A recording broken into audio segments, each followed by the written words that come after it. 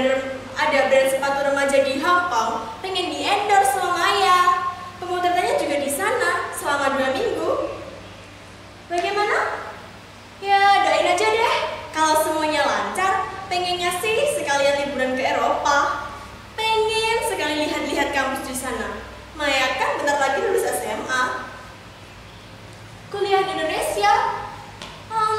Ya kita lihat nanti deh. Soal yang mana? Oh, soal gosip itu. Maya no komen deh ya. Gak apa-apa sih. Maya kan gak bisa ngatur-ngatur apa yang orang pikirkan tentang Maya. Apa? Oh iya dong. Maya seneng followers tiap hari terus nambah. Tapi Maya gak nyari-nyari followers kok. Yang penting Maya melakukan apa yang Maya suka. Main sinetron? Belum ada yang cocok sih. Maya masih nyaman begini.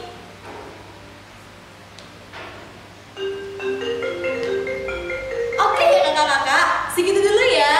Bye.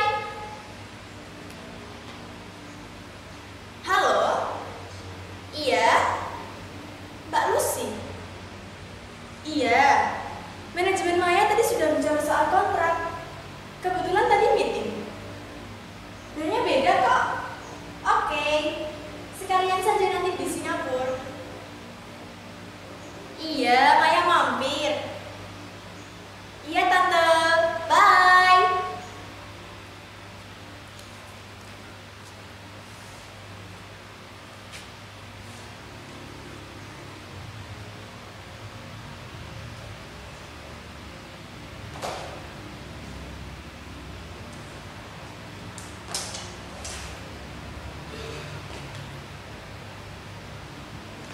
Sebetulnya untuk apa semua kepura-puraan ini?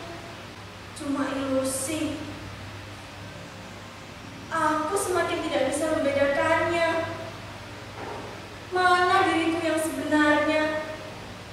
Mana diriku yang cuma ilusi?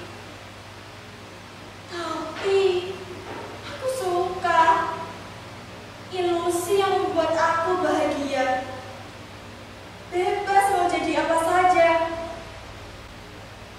Punya penggemar, followers, terkenal, semua orang mengenalku. Tidak seperti kenyataan yang sebenarnya. Makin lama, aku makin yakin. Meski aku tahu semuanya palsu, pura-pura.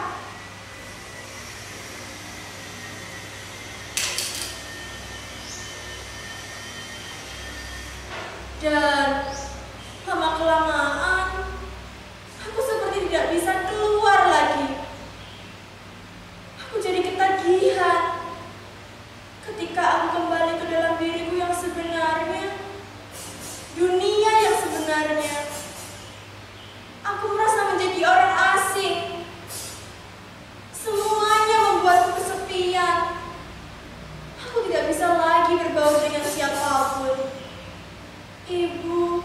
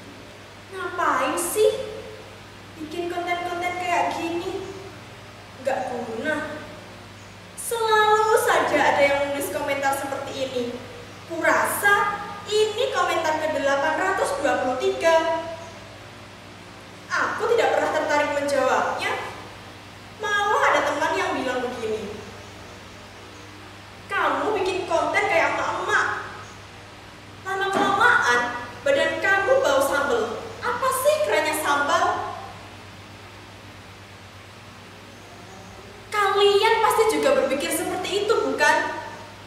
Aku juga dulu berpikir begitu. Iya, apa kerennya sambal? Apalagi dijadikan konten. Ini bukan soal keren tidak keren. Aku suka saja melakukan apa yang kusukai, sepanjang itu baik buat diriku dan tidak merugikan orang lain. Untuk apa melakukan apa yang tidak kusukai? Walaupun kata orang itu tidak akan membuatku terkenal. Iya, semua orang pasti ingin dikenal dan terkenal. Tapi, memangnya kenapa kalau kita tidak terkenal? Setelah aku mengenal bermacam sambal dan belajar membuatnya, ada banyak sekali jenis sambal di Indonesia. Aneh-aneh dan rasanya juga macam-macam. Ada yang rasanya pedas menyengat seperti sambal dadak atau sambal cibiuk di Sunda.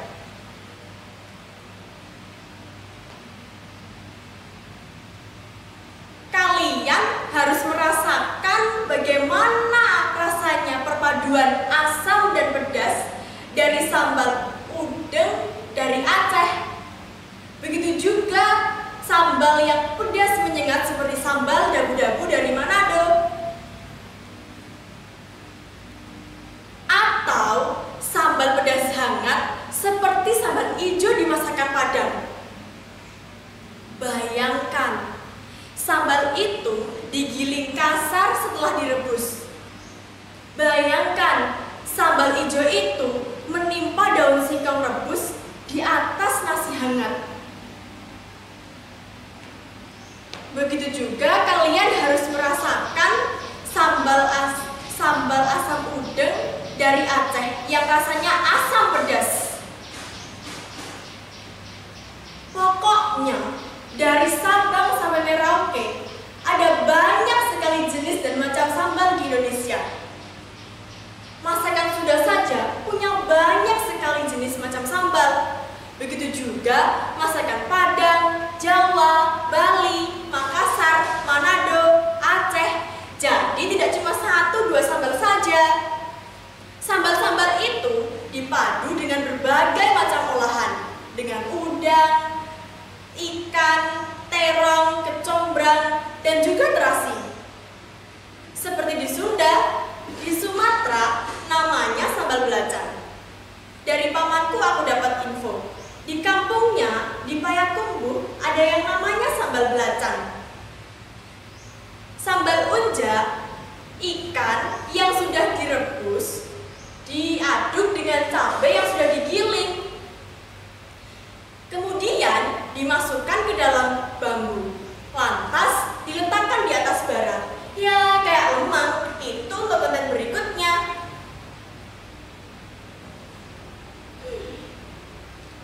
Kebanyakan, entah kenapa, orang Indonesia memang suka sekali sambal. Kata papaku, kunci rumah makan itu ada di sambalnya. Kalau sambalnya enak, masakannya ikut enak. Dari semua sambal yang pernah kubuat, aku sekarang jadi tahu. Ternyata sambal itu bukan hanya sambal, tapi juga berhubungan dengan keadaan alam dan juga budaya sekitar. Kalian tahu, karena itulah masyarakat yang tinggal di dataran tinggi atau pegunungan punya lebih banyak jenis sambal ketimbang masyarakat yang tinggal di dataran rendah dan pesisir. Sambal mereka lebih pedas, sedang sambal-sambal dari daerah dataran rendah biasanya